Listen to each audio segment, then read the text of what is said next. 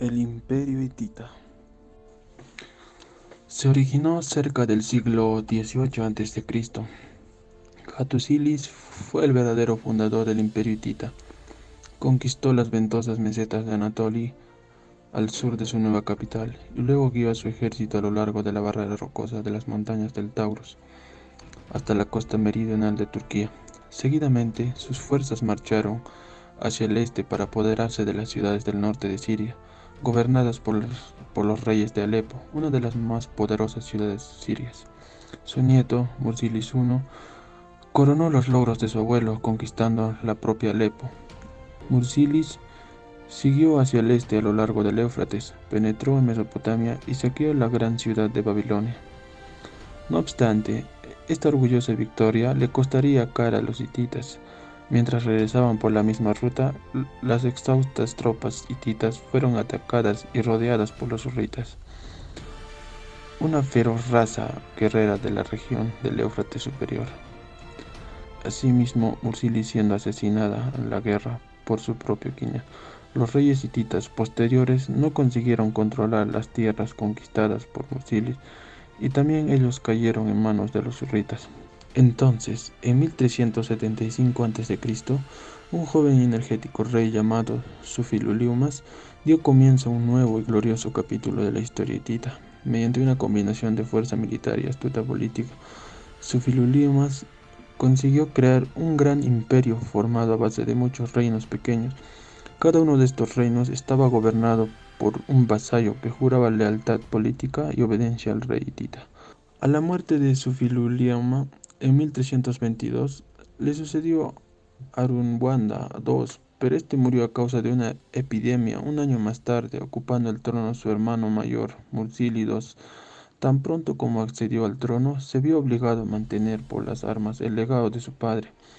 En una campaña de 2 años destruyó el poderío de los estados de Arzawa, entre ellos Ajiyawa, que algunos historiadores identifican con los aqueos y micenas. Tras la muerte de Mursili, heredó el trono su hijo Muwatalli II, que vio cómo las tensiones acumuladas con Egipto por sus antecesores implicarían con casi toda seguridad una guerra. Como preparación ante las hostilidades, Muwatalli II trasladó la capital a Tarhuntasa y dejó a su hermano Hattusili III a cargo del norte del reino. Con la subida del trono egipcio del ambicioso faraón Ramsés II, la guerra se hizo inevitable y se produjo la batalla de Kadesh, de resultado incierto, pero que frenó los intentos de la expansión egipcia. Uritesuf, hijo y sucesor de Muwatalli II, que llevó la capital de nuevo a Hattusa, se encontró con que Asiria había aprovechado la lucha entre Egipto y el imperio hitita para ocupar lo que quedaba de Mitanni. Para enfrentar esa amenaza, los hititas intentaron reinstaurar a su vasallo en el trono de Mitanni, pero fracasaron. A partir de este momento, Asiria se convertiría en una amenaza constante para el reino hitita. Hattusili III, hábil militar que destacó por sus grandes éxitos contra los cascas, logró el trono de su sobrino Uritesuf, pero su usurpación creó una serie de problemas dinásticos que debilitaron todavía más al reino hitita, especialmente cuando Uritesuf buscó refugio en la corte de Ramsés II, faraón con el que posteriormente Hattusili firmaría un tratado de paz. Estas debilidades, junto a las fortalezas de Asiria, dieron lugar a una expansión de esta última, que culminó en tiempos de Tudhaliya IV, hijo de Hattusili. Tudhaliya IV fue capaz de recuperarse de la derrota frente a los asirios al reforzar el reino de Asia Menor y en Chipre, alcanzando probablemente la máxima expansión hitita. El trono pasó a sus hijos, primero Arunwana III y luego Supiluliuma II, que tuvieron un comienzo de reinado no muy distinto al resto de los reyes hititas, con revueltas en Arsaya, Siria, Chipre y entre otros. Estas revueltas fueron sofocadas y nada hacía presagiar un reinado muy distinto al de Supiluliuma II. Sin embargo, la aparición por sorpresa de los pueblos del mar, aproximadamente en 1200 a.C., causó grandes desórdenes en todo el mar Mediterráneo oriental. Estos desórdenes, a los que se unieron las tradicionales invasiones cascas, no pudieron ser combatidas eficazmente, y como consecuencia de ello, el reino hitita desapareció de la historia. El origen de este imperio vino con el asentamiento de pueblos nómadas semitas a la orilla del río Tigris en 1250 a.C., donde se funda la ciudad de Ashur en honor a su dios, siendo este su capital. Su primer monarca fue Samsi-Adad, quien en plena campaña daría de bruces con Babilonia, y su gobernante Hammurabi, cortando las ansias de conquista.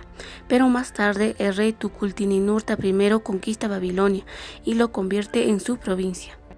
La ferocidad y su afán destructivo quedaron patentes tras cada victoria, quemando y asesinando, arrasando con todo, con la intención de sembrar miedo y terror ante sus enemigos. Esta política de conquista de terror fue utilizada por la mayoría de sus monarcas, dejando como prueba de su gusto por la crueldad.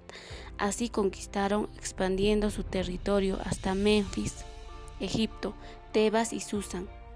Tanto fue su expansión que no pudieron controlar sus territorios y, como siempre ocurre con los regímenes opresivos, estaba destinado a desaparecer. En el año de 612 a.C. fue destruida por los babilonios y medos, invadiendo su capital, Nínive. El Imperio Neobabilónico. La siguiente historia tiene lugar entre el año 621 y 539 a.C.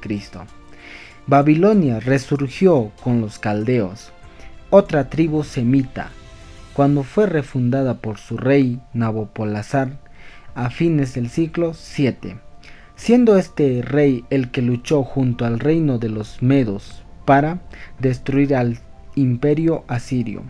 Su hijo Nabucodonosor II el Grande fue su sucesor y es considerado uno de los reyes babilónicos más importantes, pues sus dominios llegaron desde Mesopotamia hasta Siria y la costa del Mediterráneo. Bajo su reinado se construyó jardines colgantes y embelleció Babilonia. Además, se realizaron grandes conquistas como parte de los territorios de Egipto. Derrotó al faraón Nechao en la batalla de Carquemish, de los territorios de Arabia y la destrucción de Jerusalén, cautiverio de los hebreos. Pero el nuevo apogeo de Babilonia duró muy poco, porque todos los reyes que sucedieron a Nabucodonosor II no fueron capaces de salvaguardar la grandeza de su legado.